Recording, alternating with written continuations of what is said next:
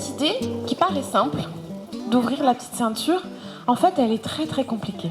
Et beaucoup de difficultés, pas de difficultés, mais enfin de questions en tout cas, se sont posées à nous à chacune des étapes et il a fallu trouver des solutions, des réponses qui effectivement permettent de tenir ces objectifs d'ouverture et de préservation en même temps du patrimoine.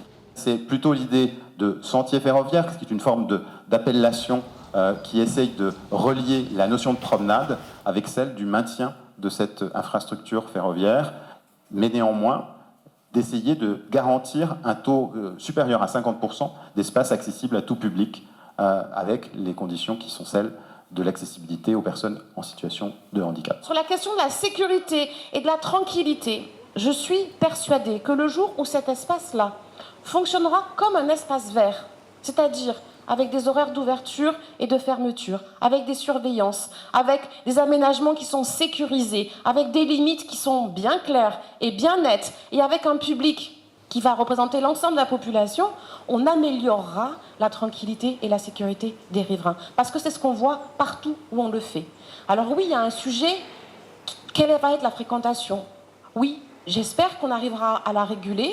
C'est effectivement difficile de répondre aujourd'hui à la question de la fréquentation. Je ne peux pas vous dire aujourd'hui il y aura une fréquentation de XXX personnes. C'est vrai qu'avec cette nécessité de réversibilité et de maintien des rails, on est là sur des aménagements extrêmement simples qui font que voilà, pour se promener sur la petite ceinture, il faudra envie voire de marcher sur le balastre. Donc on est sur un environnement un petit peu particulier. Voilà, après la fréquentation, on va voir un petit peu comment ça se passe. La petite ceinture, elle n'a pas besoin tellement d'être aménagée, elle a surtout besoin d'être ménagée. Il faudrait prévoir la sécurité des bâtiments riverains, puisqu'on peut escalader, ce qu'ont fait déjà les gens qui viennent de façon inopinée sur les voies. Donc on peut pénétrer dans les immeubles depuis la petite ceinture. Oui, ça c'est le cas aujourd'hui déjà. Hein. Alors, monsieur oui, devant. Non, mais là vous ouvrez, là, c'est différent. Oui, mais justement. J'ai entendu beaucoup parler de préservation de la nature, des œuvres d'art, des installations SNCF. Par contre, j'ai pas du tout entendu parler de la préservation des habitants. Là, on est sur l'ancienne station Claude Decamps, qui va être vraiment une entrée majeure du site du tronçon du 12e arrondissement. Donc on a là une des entrées principales qui va nous permettre d'accéder à la station Claude Decamps et puis de pouvoir partir en randonnée, en balade dans tout le 12e arrondissement jusqu'à la Villa Bel Air. Donc on a un projet en fait en deux parties, qui est vraiment la première partie un peu plus majeure, qui est l'aménagement de la station Claude Decamps, une station qui va permettre d'accueillir du public. Donc c'est quand même toujours à l'échelle de la petite ceinture, dans un esprit vraiment de respect de la biodiversité et de l'environnement. Donc plutôt des assises. Là, toute une rangée d'assises qui vont permettre un objet hybride qui va permettre d'être à la fois allongé, assis, debout. Enfin bon. Et ensuite, on a une grande tablée qui va permettre de faire des ateliers pédagogiques, des pique-niques. Donc les gens pourront rentrer par là. L'ADEV, Service des espaces verts, va réaménager et mettre aux normes cette entrée-là. Donc il y aura des escaliers d'un côté, mais aussi une grande rampe qui va permettre aux personnes handicapées de pouvoir rentrer sur le site. Voilà. Et nous, on va faire un passage là pour pouvoir traverser aisément la plateforme ferroviaire. Parce que l'idée, c'est que surtout sur ce premier tronçon-là, la plateforme ferroviaire reste telle qu'elle est. On peut voir, elle est magnifique là, cette saison-là avec les valérianes. Donc vraiment, c'est une intervention à minima sur l'ensemble des aménagements. Donc là, on est au bout de la station Claude Decamps, qui était le site de l'ancienne gare, et là il y a des escaliers qui ramènent à la rue et qui reconnectent en fait à Paris. Donc ça va être aussi une entrée de la petite ceinture sur cet espace-là, qui va traverser le jardin partagé des Deux Lauriers. Sur la petite ceinture du 12e, on va créer toute une série de petits micro-aménagements, de micro-architecture qui vont amener un supplément d'âme aux aménagements de l'ADEV. L'ADEV, elle, va mettre en sécurité l'ensemble de ce tronçon-là. Et nous, on va amener des assises, des bacs de jardin partagé, des tables, des chaises, des petites plateformes, mais vraiment à une toute petite échelle et qu'on a positionné à chaque fois à des endroits bien ciblés qui vont gêner en moins les riverains, mais qui vont aussi apporter un confort de promenade, voilà, tout le long de ce tronçon-là. Un petit balcon, là, un petit belvédère, dans vraiment l'échelle de notre budget aussi, qui n'est pas énorme.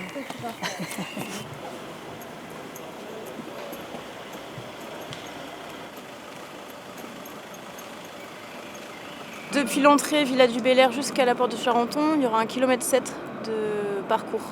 On est sur le pont de la rue du Sahel. Là, il va y avoir un escalier métallique qui va faire un accès, qui va faire la connexion entre la coulée verte et la petite ceinture. Donc ça, les travaux sont prévus en 2019, courant 2019, et tout le pont sera recouvert de caillebotis métalliques et pour pouvoir marcher absolument partout sur le pont. Et les garde-corps vont être aussi surélevés pour pouvoir s'approcher. Mais les rails vont rester alors les rails vont rester. Tout ce rail-là, jusqu'à l'entrée du square Charles Péguy, ça va être un cheminement grave, donc dur, où les gens pourront marcher facilement. Et ça va rester en l'état après, ce rail-là extérieur. Et ensuite, de Charles Péguy à Claude Decamps, ça va rester tel quel.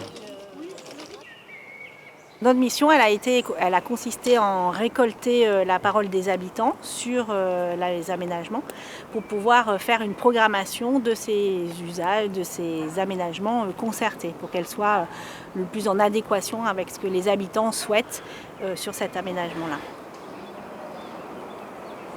À partir du moment où on ouvre au public, le public doit être en sécurité.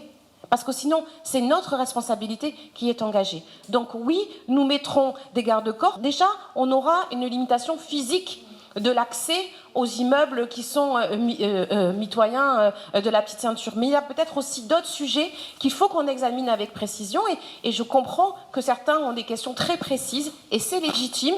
La question de la sécurisation des riverains est venue un peu en premier, ainsi que la question justement de la gestion, ouverture, fermeture, qui va gérer, la question de la protection. Quand c'était complètement fermé, on avait déjà quelques actes d'incivilité, notamment sur les installations.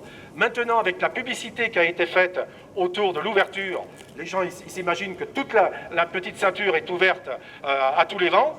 Donc là, nous avons une augmentation, effectivement, d'incivilité vis-à-vis des riverains, vis-à-vis des installations. Nous avons eu des plaintes dans le 12e arrondissement. Ça va être géré comme les parcs et jardins, par les agents des parcs et jardins. Et la fréquentation va augmenter, puisqu'aujourd'hui, la petite ceinture n'est pas officiellement ouverte, mais elle est quand même ouverte, donc les gens déambulent, mais il y en a moins qu'une fois qu'on va annoncer officiellement que ça sera ouvert. Et donc, la réponse de la maire, plus la fréquentation sera forte, plus la sécurité sera sûre, parce que les gens pourront dire aux jeunes ne jetez pas des pierres, etc. Donc l'idée d'une autorégulation sur la sécurité, voilà la réponse qui a été dite. Si on veut conserver cette infrastructure, il faut que d'une certaine façon il y ait quelques activités. Alors on a tout un tas de propositions. D'aucuns d'ailleurs on fait des propositions dans le cadre notamment du budget participatif. C'est le vélo-rail, c'est la drésine à légumes, c'est un train de la découverte, ça peut être aussi un train exposition, un train restaurant, enfin une animation à caractère ferroviaire.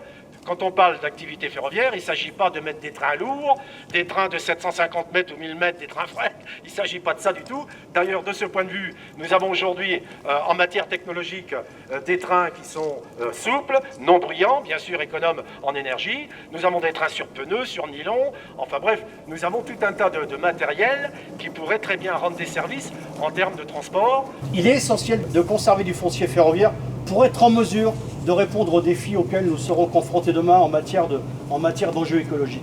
Est-ce qu'on accompagne cette ouverture par un vrai projet d'animation autour d'un sentier ferroviaire? Est-ce qu'on se donne une ambition de se dire on fait autre chose que simplement ouvrir? Et là, nous, on a l'impression que c'est simplement on donne les clés, promenez-vous et c'est bon. Et on aura gagné tant de mètres carrés supplémentaires d'espace vert à Paris. La question, elle est là. C'est est-ce que justement, demain, on donne les clés, on ouvre, et puis après, on ne sait pas ce qui se passe en termes de nuisance, en termes de... Ou est-ce que vraiment on anime, et est-ce qu'il y a vraiment une animation citoyenne de cette petite ceinture? Eh bien nous, dans cet objectif après peut-être demain d'ouverture à d'autres modes de transport. On souhaite qu'il y ait une animation citoyenne d'un sentier ferroviaire et qui prenne en compte l'avenir du rail.